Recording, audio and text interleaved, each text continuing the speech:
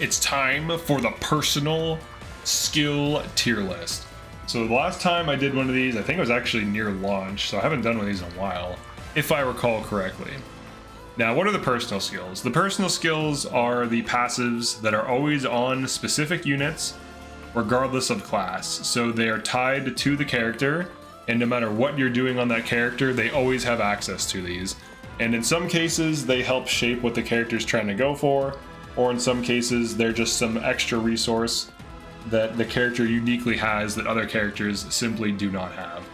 And for the tiers, we have S tier for OP, meaning that it's so good it kind of breaks the game a little bit, or in some cases a lot. We have A tier for great, meaning that it's always really good to have. It's above average for impact on the game. It's like B, like good is kind of like the baseline. It's like average impact, high impact, very high impact, low impact, no or bad impact. So, all right. First passive, Admiration, Louis. If two females are adjacent within 2 spaces, unit takes 2 less damage. So this one's actually a little weird, because you might think, oh, 2 females within 2 spaces. No, 2 females adjacent. So they have to be next to each other and within 2 range, like within 2 tiles of him. So they actually have to be kind of close. I think the meme here is that he has like 2 female characters that are like interested in him. Like, I don't know, they're like romantically interested in him or something. But you get -2 damage. Now Louis, he's a decent unit. He's not the best unit, he's not the worst unit. Some people swear by him on Maddening mode. I've never found him to be that good. But it's -2 damage on an okay unit. I'd say it's B tier. It's definitely not, well, maybe it's even like C tier. Because like, his speed is always going to be bad, right? Even if you hand him Lin, and his res is always going to be bad. So -2 damage while getting hit from like magic is going to be a huge problem for him. He tends to get one-rounded regardless. Like, magic tends to kill him when he's on General or Great Knight. So this doesn't really help him much. It is nice to have, but if it was on a faster unit, I would think it's much better. So I just think it's C tier. Alabaster Duty. If unit is adjacent to Divine Dragon, grants crit +5 during combat to both of them. Now this is on Vander, but recently I've been thinking about how to make Vander good, and it's tricky.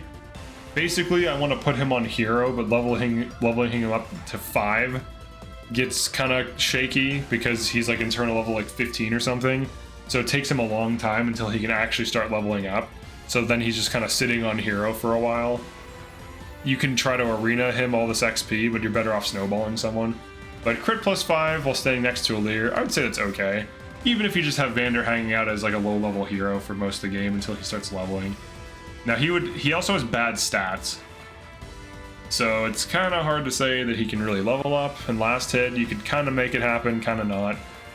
It's not really that good, honestly. If it was on a better class, or better character, yeah. Amber, Aspiring Hero. If no other units are within 1 space of unit or foe, grants hit +20 at cost of a void -10. So you can't be next to any foes or allies, and the enemy can't be next to any foes or allies. So basically you're looking for like an isolated combat with no adjacents. I would say this is good. Hit +20 is good. It's a pretty easy condition to meet. You have to be careful with your positioning, but it's not really hard to find isolated targets for Amber to single out. Now it's almost like he needs this at time because his hit rate is kind of shaky, but it's nice, it helps him. Alright, Big Personality. When unit uses a healing staff, grants range +1. So this is actually inaccurate. And it's also S tier because of this inaccuracy. So not only do you get +1 range when using a healing staff, which is insanely useful, especially when combined with Canter, flying tiles, and the fact that she can conserve staff uses, but this also gives you warp range +1. I think it gives you rewarp +1. It does not give you rescue +1. It does give you restore range +1. Restore has 1 to 3 range. This gives her 4 restore range, so she can restore from a little bit further away. Restoring units can be a dangerous thing if there's a bunch of things getting frozen, so it's actually very useful. But warp range +1, heal range +1. This is just like one of the best passives. It works on any class too. So if she's on any class and you give her Micaiah, she gets staff use, and she can get the +1 range. If she's on like Sage, she can get +1 range on that. You could try her on a Griffin Knight. I haven't tried that. I don't know why you would, but you could if you wanted to. She would have +1 range. So at all times, she has staff range +1 for most positive, excluding rescue staves. And that's very good. Blinding Flash, if a unit initiates, inflicts a void -10. So basically, he gives himself hit +10 when Kagetsu attacks. I would say this is A tier. His dex is already so high, it doesn't really matter in most cases, but it's still hit +10, so it just helps him hit those super annoying to hit fast enemies that other units tend to struggle with. Basically, it's a player phase hit +10 at all times. It's nice. You like it. It's definitely not overpowered though, but it's pretty good. It's definitely better than this. Blood Fury. Panette. If unit's HP is not max after combat, it grants crit +10 as long as it stays below max. You already know where that's going. Alright. Crit +10 at all times, even if you're just missing 1 HP. This is really good. This enables her to hit 100% crit rates on Wrath builds very easily. Even just giving her random low percent crits for fun because she can do it. It's still useful to have. Crit +10, like if you just had a passive that was basically like free crit +10, I'd put that in S tier because it's good. Crits are good. Crits can lead to one-shotting pretty easily. Let's see, Fagato. Wear Down. During combat with a foe who is also unit's most recent opponent, inflicts crit -10 on that foe. This one's weird. This one's weird. Oh, I'm sorry, Wear Down's the foe version. I was about to say. Charmer. My bad. Charmer. During combat with the foe, also, yeah, sorry, but here's how it works. You attack something, and then if it attacks you back and you attack it in the future, it has crit -10. I could say it's bad. And, like, I could say this. But at least it does something. It does something. I don't know. Is it bad? Does it do something? It does something. It barely helps you, but it helps you. It doesn't hurt you. So like if he attacks a boss and the boss attacks him, the boss has crit -10. That could be maybe a little useful, maybe.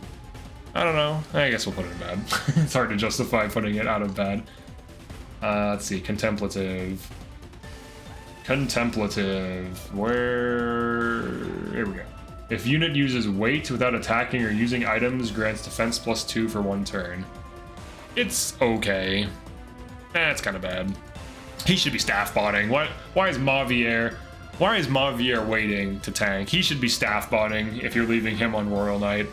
He should be staff botting and maybe attacking with Flame Lance or something. Anything else. He shouldn't be waiting. Like why is Mavier tanking? That just seems like a stupid idea. Alright, what else do we have? Crimson Cheer. If unit is adjacent to Divine Dragon, grants a void +10 to both of them at all times. S tier. Why is this S tier? You also get, I think, either a void +5 or 10. You at least get 5. When they have an A support, they're a void +15 next to each other. Avoid tanking is really good in this game. It can literally break the game and cause the enemies to give up and just let you do whatever you want. It's that good. So having avoid tanking on demand by deploying a free staff bot utility who also can be a good combat unit is pretty good. It's a pretty good thing. And you're going to be using Alir, so avoid +15 on Alir is always useful, and avoid +15 on Fram is always useful. Curious Dance. At start of turn, allies within 2 spaces recover 10% of the max HP. S tier, high S tier. It's a constant source of healing within 2 tiles. It's always good. If you combine it with Quality Time Plus, it's crazy as hell. You heal like 20 health a turn just by dancing and positioning your dancer. It's stupid. It's so good. It prevents you from needing to have like another unit heal someone. It's just a constant source of free healing. Gold Mary, Disarming Sigh. If foe is male, inflicts hit -20 on that foe during combat. I would say this is good. It's situational, but I would say at least half the enemy units are male. Probably over half, maybe closer to like 60% or so, 60 to 70%. And it has come in clutch in some cases where she would get killed or maybe the enemy had like a good hit rate on her. and then she reduced it to like 70 or 50 or 40%, and then that enemy missed. This can help her tank a little bit more on average, just because it kind of adds in extra avoid tanking. Now, her speed isn't the best, but on certain classes, she could be decent, like speed-wise, which helps with the avoid, and then combining the two can kind of make her a little bit more durable, but it's definitely not overpowered. I might even put it into OK tier. Maybe even this as well. But Amber, I don't know. Amber's a strong unit, so it's hard to say it's bad. Divinely Inspiring, I think, is one of the best passives in the game. It's so broken. It's +3 damage, -1 damage. And it's 3 true damage. So if you attack an armor that let's say you have 0 attack, you have 0 strength, you have 0 attack, you attack an armor, and you double it, you will now deal 6 damage. Consistently. And also, you will take 1 less damage, which is nice. But the main thing here is just by positioning Alir well, you can constantly boost several units of yours attack by 3 per hit. And if you quad, you give them 12 extra damage. So that's the other thing that's nice too. So you can like walk up to an armor and have Fram quad it, and now she's doing 12 damage instead of 0. And that could be the difference between killing it or not, or setting up a kill on it. So that can be, I mean, even outside of these niche use cases, using this well is like critical in Ringless No Somniel, because you don't really have good sources of like damage fixing outside of just using stronger weapons, leveling up, and tonics. So having +3 true damage is such a blessing, but even in normal play, this is just a constant source of free damage. And it's so easy to make use of, and you can set it up so you have like 2 1-range units use it, and then like 2 3-range units use it per turn, and it's pretty dumb. It's just constant free damage. And also consider that if you're standing next to Alir, Alir has a support with every unit in the game. You can have an A-rank support and get hit fix as well. So you get damage and hit fix just by standing next to a dude. It's pretty stupid. It's always good. Etier's Energized. This one's dumb.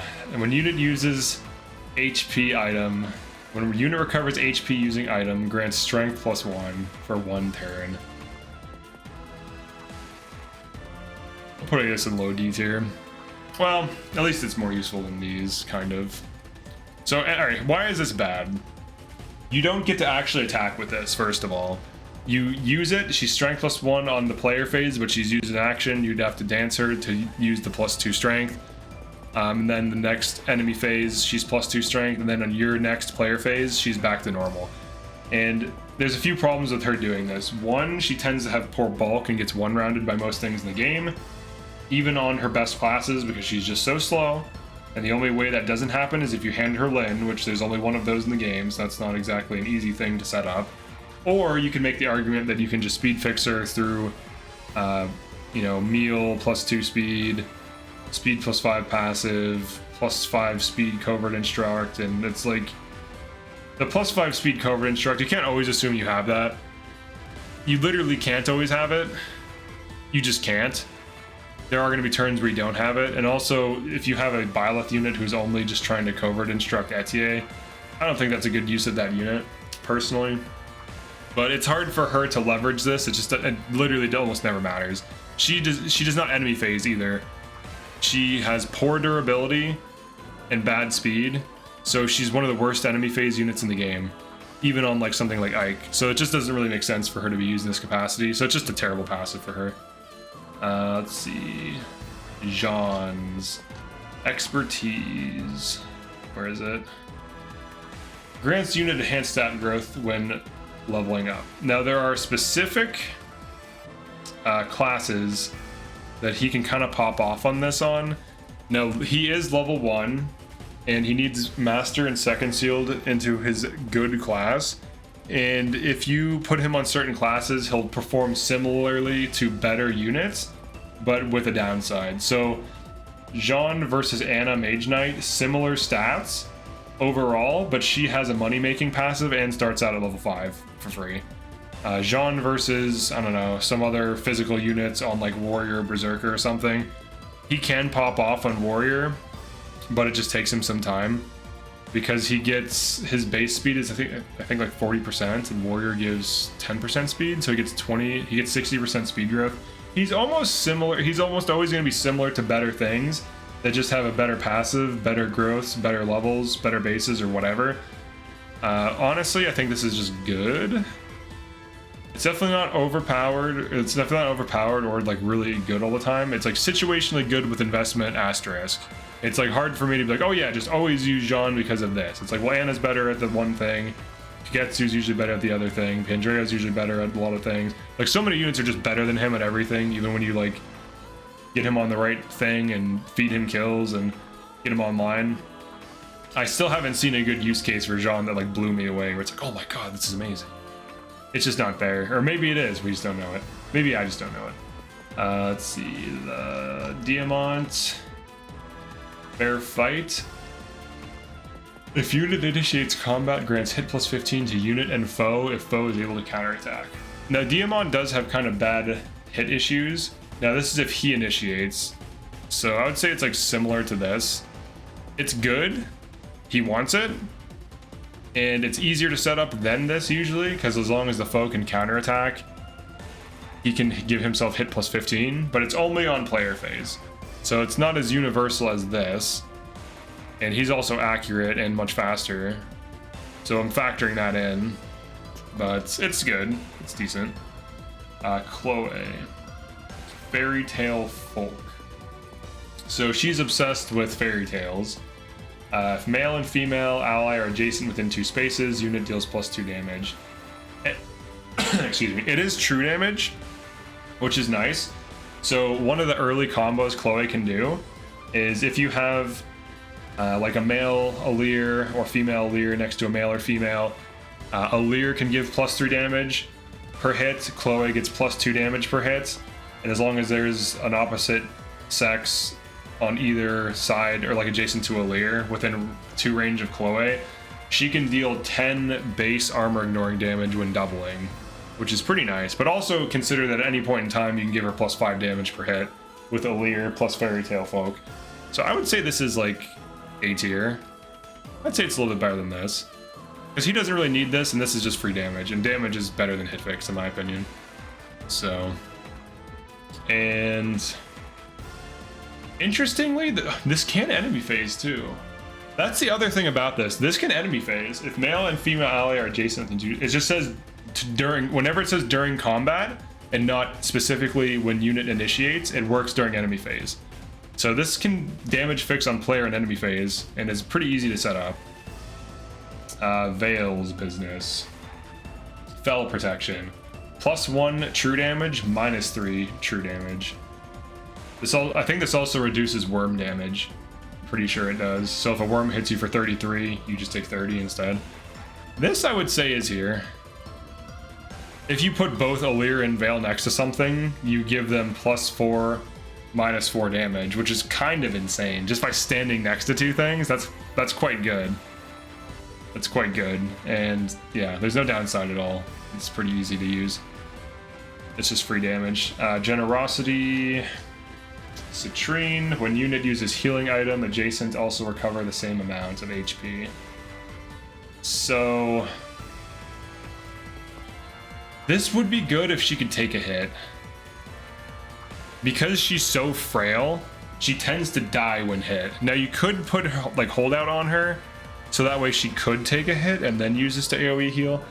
I haven't found too many situations where my units are in a formation to AoE heal on demand, and usually quality time is better. Like let's say you have 2 damage units that are like holding some fronts or just got some kills or whatever. Quality time with Cantor or just quality time is typically better because it's more reliable. You don't have to have another unit almost dead. It's easier to set up. The condition for setting it up is just too difficult to consistently pull off on such a frail unit unless you specifically run holdout on her. So I don't think it's remotely good, honestly. I mean, it's better than these, that's for sure. But it just doesn't come up. If she had more bulk, then it'd be great. It'd be like B or A tier, because then she could actually take a hit and then heal herself and then heal other people. The other thing too that's a problem is there's only a finite amount of like elixirs in the game, and if you rely on them a lot, you will burn through them and have none left. And I only know that from doing challenge runs. So you can burn through the elixir supply pretty quickly. What else? Gentle Flower. Recovery items within 2 spaces heal plus 50%. This is really good actually, because it's constantly in effect.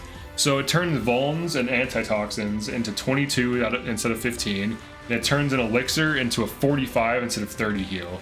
This is a fantastic passive. Technically it combos with this, but I don't think it spreads the extra healing. I think it just procs on Citrine, and then the other units just get 15'd. Pretty sure that's how it works, but this is actually pretty good. It just always is in effect. So anyone who vulns themselves now just gets 22 health within 2 range, and she's going to be in your back line where people should be healing anyways. So pretty useful. Get behind me. When ally within 2 spaces is attacked, grants strength +3 for 1 turn. This one actually is decent, but it's not like the best thing. I would say it's like here. It's good because on player phase he actually gets to use it, so it triggers on enemy phase, and then the following player phase he gets to actually leverage this for +3 damage. So it's actually not bad. It's an easy to set up condition. He's going to be behind frontliners anyways who get attacked, and it just checks for the ally within 2 spaces. So he doesn't need to be within range of the enemy or the attacker. He could just be like a tile away from an ally who gets attacked, so like a tank or an enemy phaser, whatever, and then now he has +3 damage at all times. This makes his damage competitive with Etier for a very long time, until she eventually starts getting like +4 to 5 strength on him, because this keeps him at like similar strength because it boosts his strength functionally, and it's very easy to set up and it's not hard to play around. And I don't even run Alchris that much, and I was able to always have this active, so it's pretty good. Nightly Escort. Oh, this is really good. Marin. When 2 or more female allies are within 2 spaces, grants hit avoid +5 to unit and those allies. I would say that's like up here. It's hard to say. Well, I think it's better than Panette's, because this lends itself to avoid tanking for every female on your team, including Marin, and it hit fixes. And also consider that most supports, if they're next to Marin, if they have an A rank support, tend to get like hit avoid +5 as well. So in most cases you actually get hit avoid +10 when standing next to Marin with an A support. The generic support type gives hit and avoid, so most support styles give avoid. I think 3 out of 5 do, and I think most of her supports have like the avoid support, so really great passive. All right, Anna's. Make a killing. May obtain 500 gold when defeating a foe. Trigger % equals luck. Now, Anna is one of the best combat units in the game, objectively. If you run her with and give her nothing, like if you, like I'm doing the ringless no Somniel run, I just leveled her up. It was hard to set it up without Micaiah and like, you know, forges and engraves and stuff to hit fix. But if you level her up and get her on warrior, she's fast, she's accurate, she is the best default radiant bow user in the game, period. No one else has higher magic than her except for Citrine Sniper, maybe.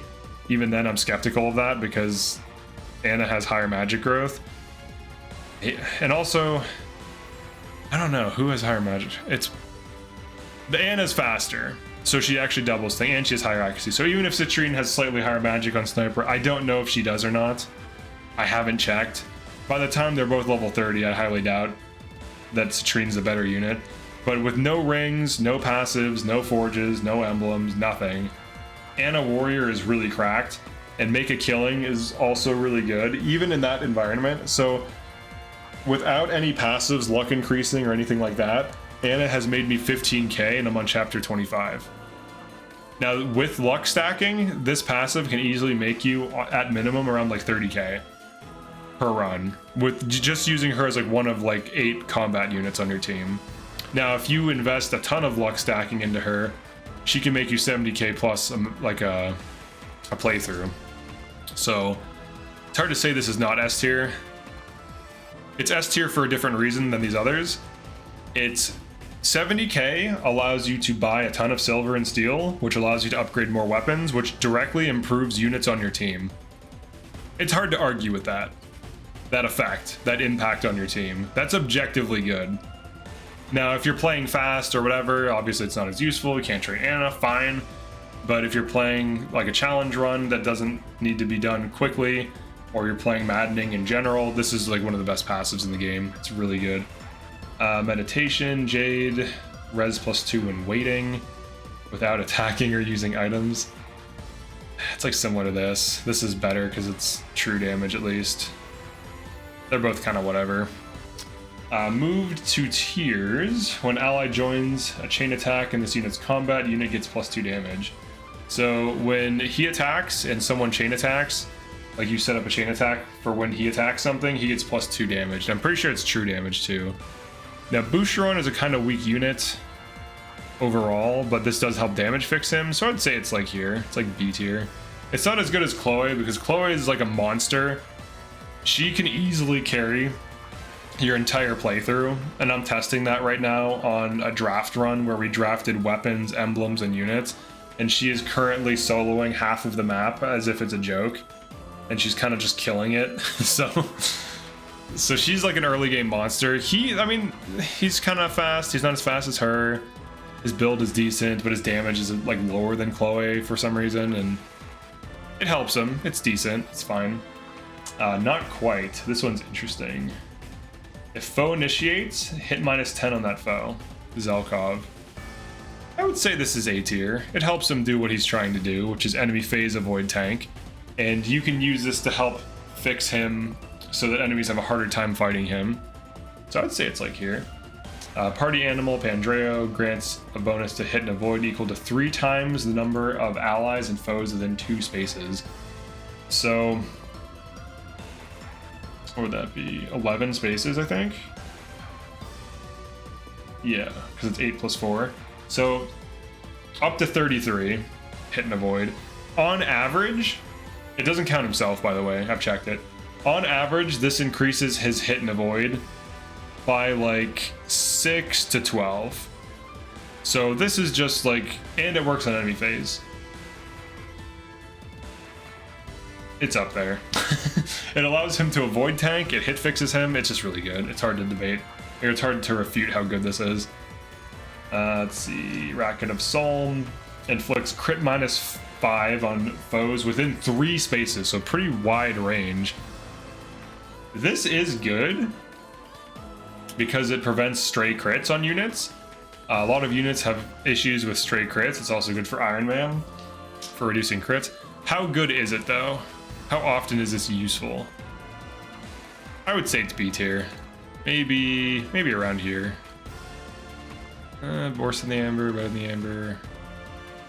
Better than the Amber, worse than the Amber. Why better? Honestly, I'd say it's better than these. It's a little bit worse than this. Maybe a little bit. I would say high B is fine. So why high B? Crit -5, situational. It definitely helps. There are a lot of low percent crits that can cause units to die. Ivy is notorious for getting crit. She tends to have like 5 to 15 incoming crit on enemies that don't even have crit weapons. So this helps Ivy specifically and other units that are low luck. And it also helps mitigate incoming killer weapons, which is nice, reducing the odds that you get crit. It is really good, actually. Honestly, I'll put it on low A. It's way better than these. Most of these are like super niche or situational. This always works. It just always is happening. 3 spaces, crit -5 on foes. It's just always happening. Tamara, you just need to deploy Tamara relatively near where these foes are attacking from. And usually she's gonna frontline anyways. So it's actually kind of good. It's definitely better than Fagato's passive, which is super niche, because it helps your entire team tank crits better. That's pretty good. I don't know, it's definitely better than these, the more I think about it. It's just one of those things where you don't notice it because you don't see, unless you check before and after, you don't see it working. But there are, any steel weapons usually have low percent crits, and any like stiletto, peshcats, these tend to be like lower percent crits. And in some cases, units with average luck plus Racket of Soul, it pushes it to 0, so you just don't notice it's getting pushed to 0. But it does push things to 0 often, which allows your team to safely tank. And it also affects Tamara herself, as it inflicts it on foes attacking her. So it's pretty neat. Seconds, this is bad. Percent luck chance to save a packed lunch. The only time this is useful is if you're trying to have him reset an engage meter using favorite food. But in order for him to do that, he needs to get Celica, which you get back on chapter 21 after you beat chapter 20. And after you beat chapter 20, you can get him this weird luck-based build. You could maybe go for like luck. The thing that's dumb about it though is it's like you have to do so much just to get a build to reset some emblem, but it's like, what emblem are you resetting and why? Why not just have it be on a combat unit that can have a brave weapon to quad to reset it faster, or fortify to reset it faster? It just sucks. There's no use case. I'm open to seeing one, but I haven't seen one, and most people that try to theory craft it just haven't found one. Self-improver. If unit uses weight without attacking using items, grants strength +2. This actually isn't bad because Alfred is actually kind of an enemy phase tank, or at least he's supposed to be on Avenir. So this isn't like the worst use case for him. I would say it's B tier. Say, maybe like here. I'd say it's around here. He's not the best unit, he's not that fast, but he does kind of want to be enemy phasing, so often he will be waiting. But in some cases, it's better to like use an item. Maybe he like vulns himself, or antitoxins to cleanse poison, or pure waters to tank magic, and he has to specifically wait without using an item. So in that way, it can be bad. Maybe it's C tier actually, now that I think about it. Share spoils. If there's an ally within one space, grants hit avoid +10 at cost of crit -10 to unit, and that's on Lapis. Now it's an avoid passive that always works when you're next to an ally, but it's on Lapis. I would say it's low A tier. My reasoning is it allows her to avoid tank, and the condition is being next to an ally. And if it's an ally she has a support with, she's probably also getting 5 more avoid. And anything that is trying to avoid tank wants to grab every single source of avoid you can possibly get. So you give her avoid engraving, the support of an ally, and now her avoid is like very high because of her passive as well, and her speed, which tends to be decent. So she can be a good avoid tank, and this helps her do that. And it also works with any ally, which is nice. So it's hard to say it's bad. Single-minded. During combat with a foe who is also unit's most recent opponent, grants hit +20. This is whatever. It's not really that good. Here's the thing with Ivy. And you really see this when you don't have engravings in a no Somniel ringless run. She has a terrible hit rate. So without engravings, this is almost like needed to hit fix her, and usually what happens is when she attacks something, the initial hit is like a 50 to 60, and you're just like praying that the first hit hits, and then you dance her to a second hit something in some cases. Or if it's like a boss. If it's a boss and she's hit fixed, it doesn't matter because she's already going to be hit fixed. But really this just helps her like when she single hits, if you want to dance her for whatever reason, so that she single hits a second time to kill, because if she's doubling, she's usually killing. It's super niche, and when you have engravings, it doesn't matter. And when you don't have engravings or passives and everything, it does actually kind of help, because it takes her problem of hit issue, and it at least kind of mitigates it if she gets hit. Here's the other thing too: she gets attacked by something, she counterattacks, maybe she hits, puts it at half. Fall in combat, she can attack it with hit +20, and now she can accurately hit. So it can be good, but it's definitely not great, and it's definitely not overpowered. It's definitely better than these though. It's situational hit fixing. It's not going to be overpowered. I don't know what to tell you. All right, what else do we got? Stunning Smile. If foe is male, inflicts avoid -20 during combat. Now Rosado has okay dex from what I understand. So this is fine. It's circumstantial hit fixing. It's all right. It's definitely better than the OKs, but it's not as good as most of the Bs. All right, Crit Naka. Train to kill. When unit occupies terrain that provides an avoid bonus, grants crit +15. So the obvious build to me with this is either Peshkat's Korin or Steel Dagger +5 with like Korin, probably Korin, honestly. Probably both on Korin. So Korin gives you crit 30, the engraving, not the emblem. Crit 30, 15 on the avoid tile, and then a steel plus 5 is 10 more. And you could also factor in Wrath if you really want to. Now, the issue is some maps don't have avoid tiles, but you can always create avoid tiles with Corrin Smoke, but then you're running Corrin on a covert, and Corrin does not help a covert outside of the smoke. The magic is useless. The res is nice. The health is nice. So the health and res, I mean the health and res do help it, but the magic stat is useless. You cannot Draconic Hex very well, because you lack a 3 range option, so you can only 2 range Hex, which is still fine, it's still serviceable, but 3 range Hex is really ideal. And your smoke, your Corrin Smoke thing, kind of works against you too, because enemies can enter it, unless you fill in the tiles with other allies, because it creates, I think, a 9x9 of smoke. So enemies can enter it, so you can miss them, but you do give yourself crit plus 15. So it's situational, but how good is Train to Kill? I would say it's like high B tier, maybe low A tier. The Corrin, so here's why high B tier. You need to Corrin Smoke to always be able to do it. Now, when you can do it, it's great. But if you have to completely waste Corrin on a thief to Corrin Smoke every turn, that's a slow way of playing the game. Like, for example, Bonded Shield can be used to turtle, but you can also use it to attack. Corrin Smoke can be used to turtle, and you can kind of use it to attack, I suppose. But you're also reducing your own hit rate, so if you wanted to run the Corrin Engraving, hitting things that have a void plus 30 or 60 if they're coverts becomes a problem. So it kind of like hurts your offense. Here's the other thing too, if I use Corrin to attack instead of use smoke, it's more efficient and stronger. So if I have Corrin on like a Mage Knight even, and that Mage Knight one round something with 11 sword while freezing, that's better.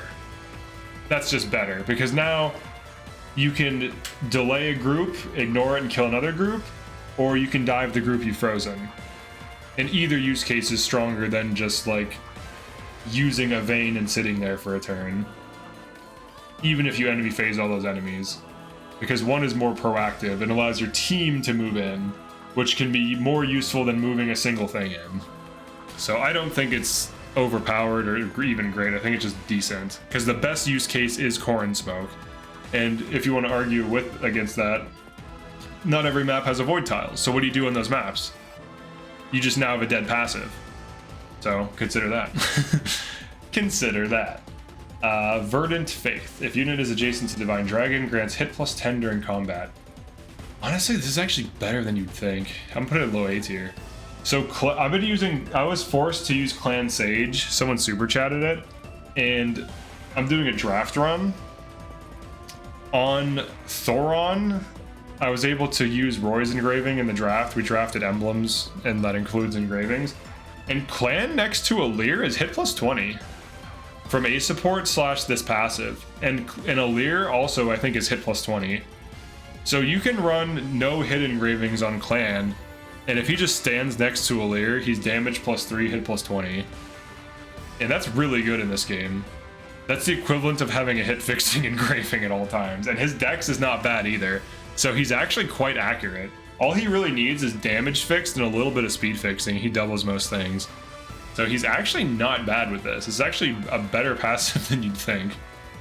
Linden, Weapon Insight. If units equipped with a weapon of lower level, grants crit plus 20 during combat. So the typical use case for this is you have like a C or D rank weapon, either a emblem weapon, because those are D rank, or like a C rank killer bow, or some kind of tome or something, whatever, and you give yourself crit plus 20. That's during combat, which means that it works on enemy and player phase.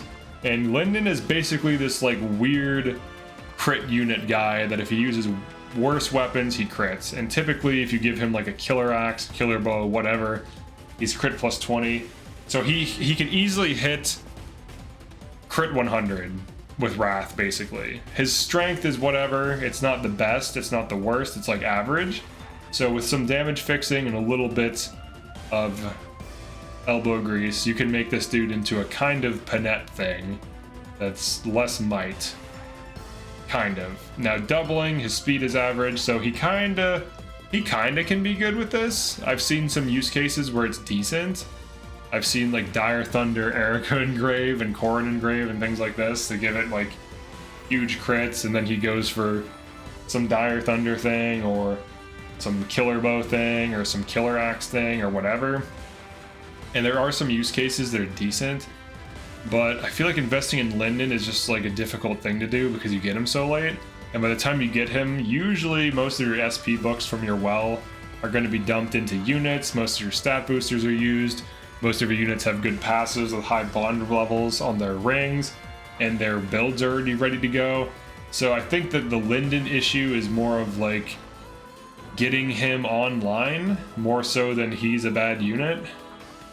I think his availability just hurts him really bad in most runs. Like, you have to basically plan on using him, which is weird because you only get him near the end of the game. So it's kind of hard to justify running such an average unit. But his passive, I would say it's like similar to Yunaka's, maybe a little bit better. It's hard to get it online, I would say. Now, obviously, once you get to endgame maps, he's going to be critting everything. But how high is his damage? Like, he still needs damage fix. So even though he's critting, he still needs damage fix to get his crits into killing ranges. Because endgame enemies have high defense and res. So if he's like 20 strength, or 23 whatever strength, and he crits something, it might not even do that much damage. So he still needs damage fix, but it's still more consistent than this, and it can basically always work because most endgame enemies have like B rank weapons and higher, and all the crit weapons are C, so there's potential. But it's hard to argue that you should resource dump Linden, because by the time you get him, you could have an entire full team with good builds, so it just doesn't really make sense unless you want to just add him for fun. Will to win. If unit's HP is 50% or less, grants hit avoid 20. And that's on Saphir. Honestly, this one's pretty good. I'll put this in low A. Saphir is actually a pretty good unit. She does have hit issues. The issue that I found with running her is by the time you get her, all of your hit engravings are used. So she needs hit fixed, but there's no hit fixed engravings left. Typically. You can save one for her. Like, you can really do whatever you want in this game and win, to be honest, but if you're trying to build a good team quickly, dumping resources into these late joiners is usually a failing strategy because better options exist. Like, if you want a crit vantage thing, Panette's better. Kagetsu could probably even do it better. He's just more accurate. His strength is higher than hers, actually. She's 24 strength. Panette's starting strength at internal level 15 warrior.